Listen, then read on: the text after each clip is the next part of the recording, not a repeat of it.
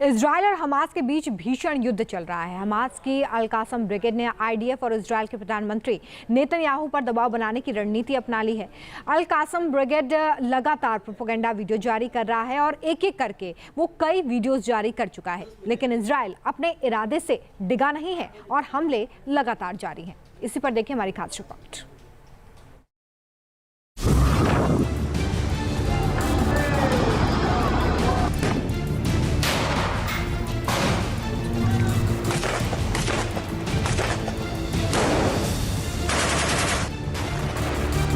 Rafa में Hamas के ठिकानों की इस तरह की घेराबंदी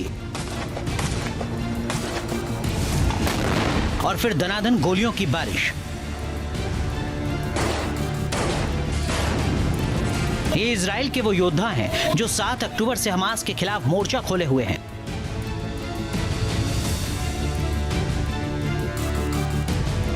लेकिन पिछले एक हफ्ते में इजराइल की सेना और प्रधानमंत्री नेतन्याहू हमास पर आग बबूला हैं।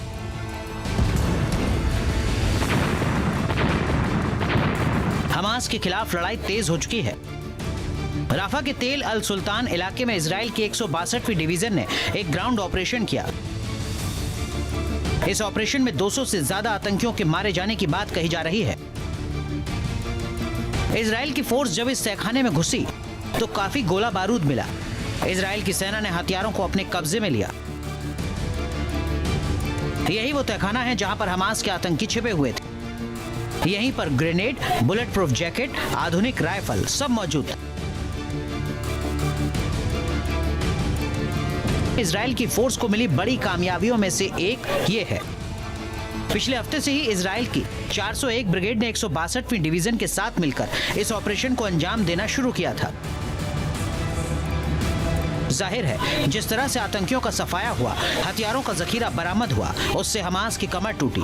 साथ ही हमास के टॉप लीडर की सांसें उखड़ने लगी।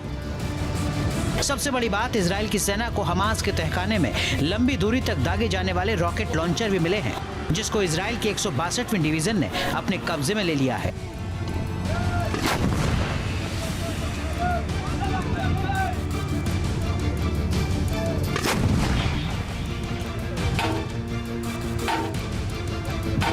जिस तरह से इजरायली फोर्स ने पिछले एक हफ्ते से उग्र रूप अख्तियार किया है, उससे सवाल उठ रहे हैं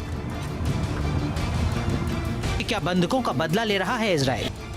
क्या जिस तरह से हमास बंधकों का वीडियो जारी कर रहा है, उससे आईडीएफ गुस्से में है? क्या बंधकों के कत्ल का वीडियो जारी करके हमास ने खुद की कब्र खोद ली है? आईडीएफ के एक्शन और इन सवालों के बीच हमास ने फिर से 2 बंधकों का वीडियो जारी किया है। इनमें से एक महिला है जिनका नाम कार्मेल गेट, तो दूसरे बंधक का जो वीडियो हमास ने रिलीज किया है वो पुरुष हैं। उनका नाम अलेक्जेंडर है। जिन 6 बंधकों का शव इजराइल की फोर्स को राफा के एक सुरंग में मिला था, हमास की अल कासम ब्रिगेड एक एक करके उन्हीं लोगों के वीडियो भी जारी कर रहा है। हमास के कार्मेल गेट और अलेक्जेंडर का जो वीडियो जारी किया गया है, उसमें वो दोनों आप बीती बता रहे हैं। इस वीडियो में जो स्टेटमेंट अलेक्जेंडर पढ़ रहे हैं, उसमें वो नेतन्याहू सरकार को कोस रहे हैं और कह रहे हैं, ב-7 לאוקטובר נחטפתי ממסיבה בחניון רעים בזמן עבודתי. אנחנו מוחזקים בתנאים מאוד מאוד קשים. אין דברים בסיסיים כמו מים, אוכל, חשמל, היגיינה. כל הזמן יש הפצצות. אנחנו מפוחדים, בקושי מצליחים לישון. העבירו אותי כ10 מקומות כדי לשמור על החיים.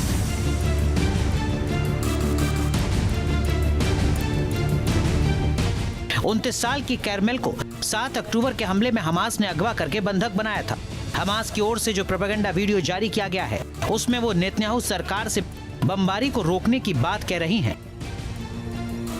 הוריי ב-7 באוקטובר, שם שהייתי עם בני משפחה נוספים, שאני לא יודעת מה עלה בגורלם. אני מוחזקת בשבי, עם מעט מאוד אוכל, מים, תנאי היגיינה ירודים, הפצצות בלתי פוסקות, ובעיקר בלי לדעת אם אני הולכת לצאת מכאן בחיים. प्रोपेगेंडा वीडियो में मारे गए बंधकों के बयान हालांकि एडिट करके दिखाए गए हैं। बीच में कई जगह कट लगे हैं।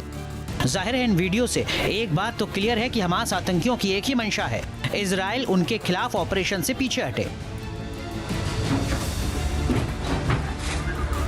बेंजामिन नेतन्याहू का जो आने वाला राजनीतिक भविष्य है, वो उसमें कुछ बचेगा नहीं, वो समाप्त हो जाएगा। ये बात भी बेंजामिन नेतन्याहू जानते हैं। ये जो हमास के विरुद्ध उनकी जो लड़ाई है, ये इसराइल की रक्षा के लिए तो महत्वपूर्ण है ही, स्वयं बेंजामिन नेतन्याहू के अपने जो राजनीतिक भविष्य के लिए भी ये महत्वपूर्ण है। और इस वजह से भी वो लगातार हमास के खात्मे के लिए संकल्पबद्धता व्यक्त कर रहे हैं।